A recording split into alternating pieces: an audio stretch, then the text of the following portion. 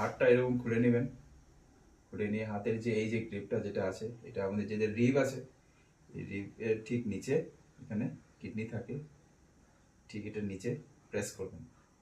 এই যোগা করলে আপনার কোমর ব্যথা, কিডনির জন্য ভালো, লিভারের জন্য ভালো, বা প্রস্টেট গ্ল্যান্ড এইগুলোর জন্য ভালো। সেম এই হাতটাও সেম খুলে রিবের ঠিক নিচে এরকম প্রেস করবেন, করে লম্বা শ্বাস নেবেন। শ্বাস নিয়ে পাটা একটু ফাঁক করে রাখবেন, লম্বা শ্বাস নিয়ে এইভাবে ব্যান্ড করবেন, করে নিচের দিকে ঝুঁকবেন।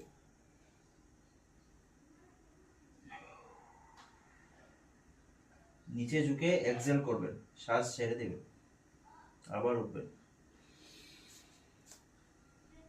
আবার শ্বাস নেবেন,